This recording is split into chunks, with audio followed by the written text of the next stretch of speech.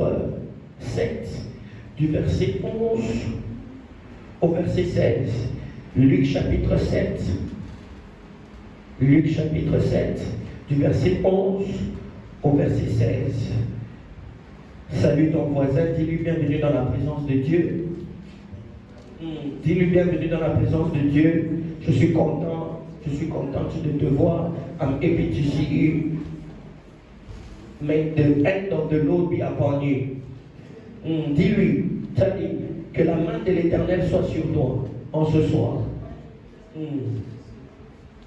Et pendant que tu es en train de bénir ton voisin, je voudrais qu'on puisse lire ces textes. La Bible déclare, est-ce que tout le monde a trouvé les textes?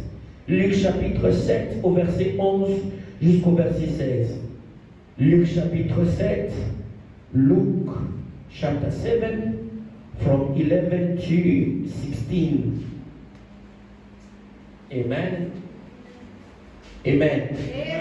Est-ce que tu as laissé ta foi à la maison? Non. Est-ce que tu peux dire avec moi Amen? Alors si tu as trouvé les textes, j'aimerais que tu te tiennes debout, même si tu es déjà debout. Pour ceux qui sont assis, on va se tenir devant, on va ouvrir la parole de Dieu. Si tu n'as pas de Bible, cherche quelqu'un qui a la Bible pour que tu puisses lire avec lui. Ne sois pas sans lire les textes que nous allons lire. Si tu n'as pas quelqu'un qui a la Bible à côté de toi, cherche quelqu'un qui n'a pas de Bible, qui a une Bible, et nous allons lire. La Bible déclare, le jour suivant, Jésus s'en alla dans une ville appelée Naïm.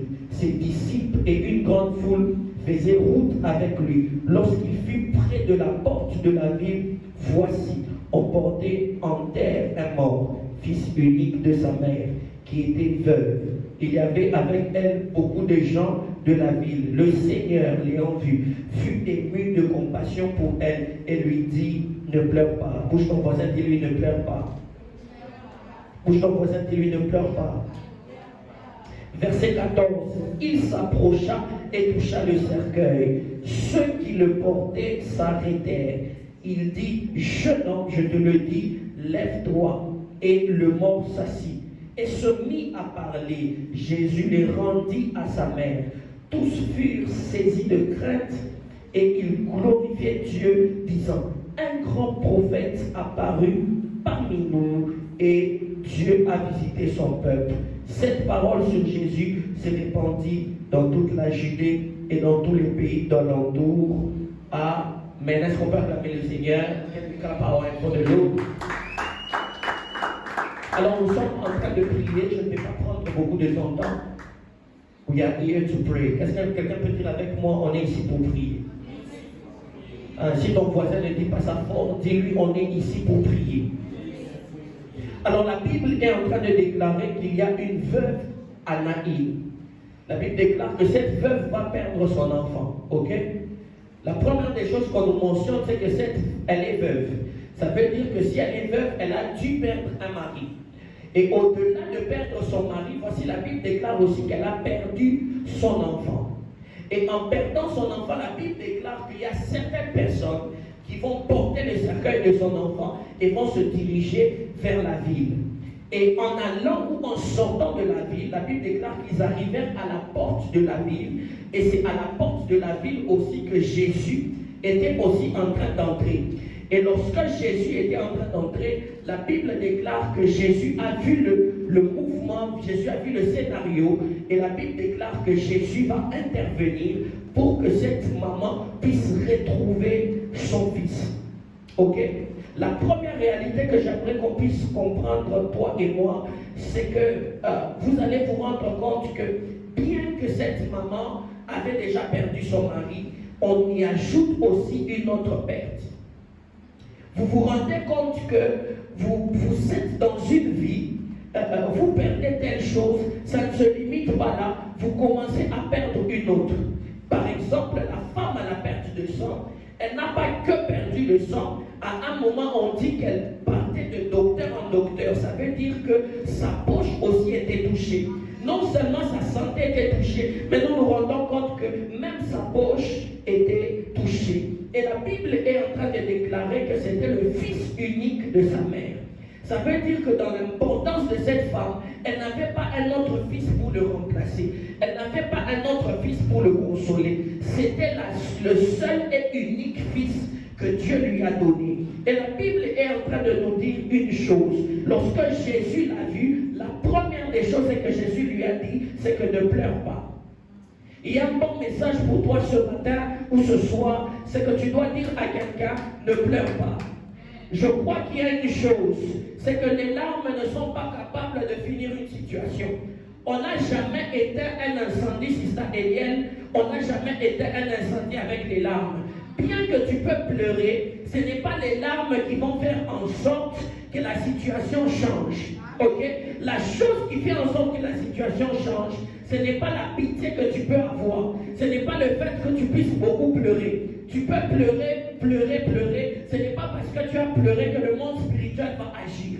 Mais ça va changer parce que, au-delà de sécher tes larmes, au-delà de faire tout ce que tu peux faire, tu peux prier pour cette situation et dire à Dieu, assez c'est assez. J'ai déjà perdu des choses dans ma vie. J'ai déjà perdu beaucoup de choses. Voici j'ai été humilié. Voici j'ai été fait ceci. Voici il y a des circonstances qui n'ont pas plu à mon cœur. Mais ce soir, je viens pour prier le Seigneur afin que ta main puissante descende sur ma vie. Et qu'au-delà, j'aime ce que la Bible déclare, c'est qu'il dit que je vous enverrai un autre consolateur.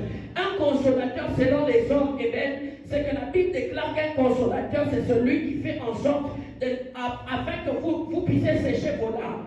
Mais quand Dieu lui entre dans la consolation, il ne vient pas seulement essuyer vos larmes, mais la consolation de Dieu vous empêche de pleurer, vous empêche que vos larmes sortent. Voilà pourquoi nous allons dire, Seigneur, en ce soir, j'ai besoin de ta main, manifeste ta main puissamment dans ma famille, dans ma vie, dans tout ce que je suis en train de faire.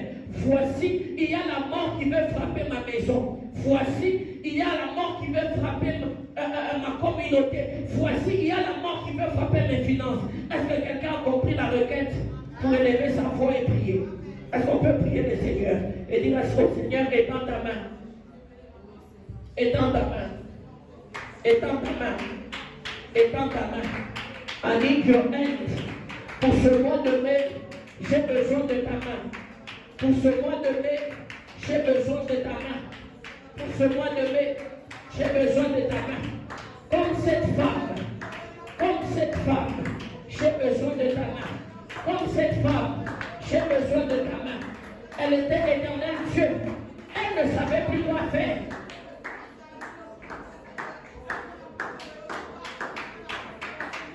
Elle ne savait plus quoi faire. J'ai besoin de ta main. J'ai besoin de ta main. J'ai besoin de ta main. Oh Dieu, j'ai besoin de ta main. Élève ta voix et prie, yes. J'ai besoin de ta main, Père. Alors qu'éternel, tu es tout-puissant, les choses que je suis en train de perdre, alors qu'éternel, tu es tout-puissant, je n'arrive plus, éternel Dieu, à tenir les choses comme il se doit. J'ai besoin de ta main. Can someone pray and say, Lord, I need your hand, I need your hand, may your hand be upon me. J'ai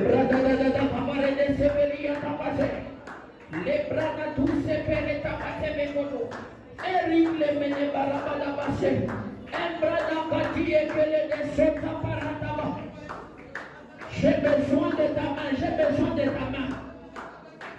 J'ai besoin de ta main. Mais la chose qui me plaît, c'est que cette femme a redonné le corps de son fils à des hommes. La Bible déclare que comme les hommes n'ont pas trouvé de solution, les hommes, leur dernière solution, c'était de l'enterrer. Leur dernière solution, c'était qu'on puisse enterrer les choses. Il peut arriver dans ta situation. Tu remarques que tu ne sais plus où aller. La chose que Dieu t'a donnée, tu ne sais plus quoi faire. L'erreur des fois que nous faisons, c'est de remettre les choses aux hommes. Mais ce soir, nous allons dire, Seigneur, comme la veuve de Naïm, s'il te plaît, je te remets cette situation qui est pour moi impossible. Je te remets cette situation qui est pour moi difficile. Je te remets cette situation qui est pour moi quasiment catastrophique. Si tu n'agis pas, je ne sais pas qui va agir. Si toi tu ne donnes pas, je ne sais pas qui va donner. Il y a des hommes et des femmes qui se retrouvent dans des situations. Tu sais que toi et moi, nous savons, si Dieu n'agit pas, ça sera compliqué. Alors j'aimerais que tu puisses recommander ton sort à l'Éternel. La Bible déclare, fais de l'Éternel tes délices. Il te donnera ce que ton cœur désire. Nous allons prier, nous allons dire, Seigneur, je ne suis pas devant un homme, je ne suis pas devant une statue, je ne suis pas devant Mahomet, je ne suis pas devant Shrina, je suis devant toi, je suis venu chercher, parce que les hommes ne m'ont pas donné la solution. Est-ce qu'on peut élever nos voix et prier le Seigneur et dire à Dieu, Seigneur, s'il te plaît, voici on porte le Fils unique de sa mère. On parle du Fils unique de sa mère. Et quand Jésus vient, la Bible aussi nous dit que Jésus est le Fils unique de Dieu. Ça veut dire une chose, que cet enfant était fils unique, Jésus aussi était fils unique. Et quand vous lisez la Bible, si on peut tous prendre Genèse 6, je voudrais qu'on voie quelque chose. Genèse 6. Genèse 6 au verset 1er jusqu'au verset 2. Je vais lire, vous allez aussi lire à la maison. Lorsque les hommes eurent commencé à se multiplier sur la face de la terre et que les filles leur furent nées, les fils de Dieu au pluriel, les fils de Dieu, vers que les filles des hommes étaient belles et les prit pour femmes parmi toutes celles qui les choisirent. Si dans Genèse 6, on parle de fils unique, qu'est-ce qui fait en sorte que Jésus, on parle des fils de Dieu plutôt, mais pourquoi la Bible l'appelle Jésus fils unique? Parce que dans Genèse 6, nous avons lu des années avant, dans Genèse 6, la Bible est en train de parler des fils de Dieu. Et lorsque Abraham parle, Dieu parle à Abraham. Il dit à Abraham, donne-moi ton fils unique Isaac. Mais vous savez bien que Isaac n'est pas le seul fils d'Abraham. Il y avait Ismaël. Qu'est-ce qui fait en sorte qu'on appelle des hommes et des femmes uniques? Bien-aimés dans le Seigneur, le terme unique par rapport à Dieu, Isaac s'appelle fils de la promesse. Ce qui fait en sorte qu'Isaac soit unique, ce n'est pas qu'il est seul. Il est unique parce qu'il a les promesses de Dieu sur sa vie. Ils sont uniques parce qu'ils ont des promesses de Dieu sur leur vie. Et donc la spécification de unique ici fait dire fils de la promesse. Et la Bible déclare que le fils unique de la mère va rencontrer le fils unique de Dieu. Ça veut dire une chose, c'est qu'il y avait la rencontre là des hommes et des femmes de promesse. Le fils unique de sa mère a rencontré Jésus lui-même qui était la promesse. Or, sûrement la promesse dit, je ne mourrai pas, je vivrai. C'est comme ça que quand la promesse a rencontré le fils de la promesse, il était impossible qu'il puisse mourir. Voilà pourquoi nous allons dire au Seigneur, Nakoku Fater, parce que j'ai des promesses sur ma vie. Voilà pourquoi nous allons dire, Seigneur, tu m'as promis des choses. Il y a des prophéties sur ma vie. Je ne peux pas échouer.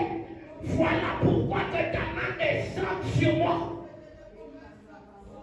Afin que je puisse voir l'accomplissement des promesses. Est-ce qu'on peut prier? Est-ce qu'on peut prier? Ça dit les toucha et toucha le cercueil. Ceux qui le portaient s'arrêtaient. Vous allez vous rendre compte ici, il y a des hommes et des femmes dont leur mission était simplement que cet enfant se retrouve dans la tombe et qu'il se retrouve enterré. Mais la Bible déclare que la main de Dieu va quitter, va toucher le cercueil. Au lieu que celui qui est dans le cercueil bouge, c'est ceux qui l'ont porté qui se sont arrêtés. Qu'est-ce que je suis en train de dire? Je suis en train de dire que nous allons prier la main de Dieu. Nous allons dire à Dieu, quiconque sa mission, c'est de nous voir tomber. Quiconque sa mission, c'est de me voir par terre. Quiconque se donne comme activité de voir ma fille mourir à cause de la main de Dieu, ça s'arrête. À cause de la main de Dieu, il s'arrête. La Bible déclare qu'ils ont arrêté tout. Voilà pourquoi quand la main de Dieu descend, toutes les choses doivent s'arrêter. La maladie doit s'arrêter, le chômage doit s'arrêter, le célibat doit s'arrêter, la pauvreté doit s'arrêter, la bassesse doit s'arrêter. Ça doit s'arrêter, ça doit s'arrêter. Toi qui es fatigué de toujours prier pour les mêmes requêtes, toi qui es fatigué de toujours prier pour les mêmes choses, il y a des hommes et des femmes qui travaillent dans l'ombre pour que ta vie n'avance pas. Mais ce soir, tu vas dire, Seigneur, à cause de ta main, est-ce que tu peux lever ta main? Tu vas dire, Seigneur, à cause de ta main. Seigneur, à cause de ta main. Toutes les personnes qui travaillent contre ma vie, contre ma destinée, ça s'arrête aujourd'hui. Est-ce que tu peux mettre de tes mains et commencer à prier et dire au Seigneur non, et dire au Seigneur non, et dire au Seigneur non, touche ma vie, tout ce qui m'apportait, comment ça s'arrête? Il s'approcha et toucha le cercueil. Que quelqu'un dise avec moi, Seigneur, touche-moi. Je veux t'en toucher. Et la Bible déclare, ceux qui le portaient s'arrêtèrent. Il dit, jeune homme, je te le dis, lève-toi. Il dit, jeune homme, je te le dis, lève-toi. Mais verset 15, maman, la Bible déclare, et le mort s'assit.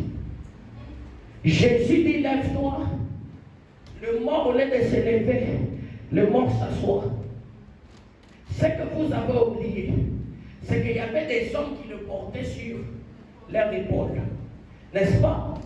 Et quand Jésus dit, lève-toi, lui, au lieu de se lever, il s'est assis. Or, pour transporter un roi, le roi avait toujours besoin des hommes pour le porter. Le roi ne pouvait pas se déplacer n'importe comment. Ce jour-là, la tombe s'est transformée en trône. Ce jour-là, la tombe s'est transformée en trône. Je ne sais pas à qui je parle, mais j'aimerais dire à quelqu'un, à cause de la main de Dieu, le Seigneur est en train de t'introduire dans la royauté. Aïe, aïe, aïe. Le Seigneur est en train de t'introduire dans la royauté. Cet enfant partait comme un mort, il a fini comme un roi. Je ne sais pas à qui je parle. Tu es peut-être entré ici sans couronne, mais à cause de la main de Dieu, à cause de la main de Dieu, la main de Dieu dépose une couronne sur toi. Est-ce qu'on peut faire notre dernière prière et de dire au Seigneur, s'il te plaît, pose ta couronne sur moi. Pose ta couronne sur moi, Seigneur, ce soir. Pose ta couronne sur moi. Naleli Pemindi. C'est le temps où tu dois m'honorer. Pose ta couronne sur moi. Merci à ceux qui s'agenouillent.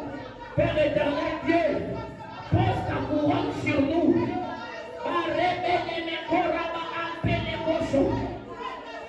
Ta couronne sur nous. Ta couronne sur nous. Ta couronne sur nous. Ta couronne sur nous. Ta couronne sur nous. Ta couronne sur nous. Il est pape. André sous ta parede. Ta couronne sur nous. Ta couronne sur nous.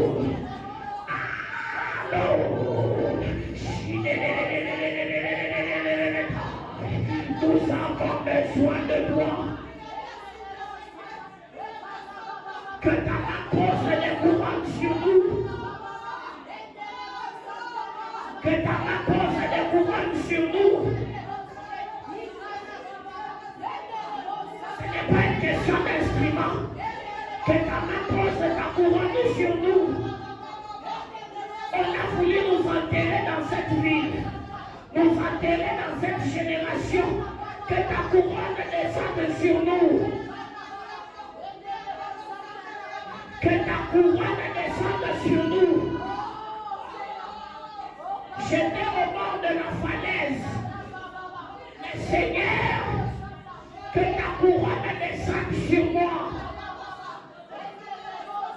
Tu peux prier, lève ta voix et dis Seigneur, que ta couronne descende sur nous.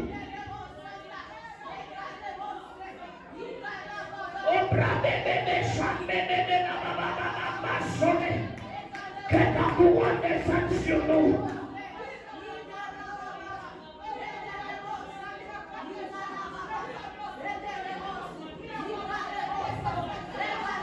Que ta couronne descende sur nous.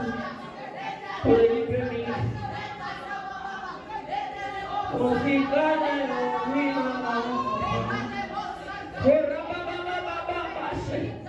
Que ta couronne descende.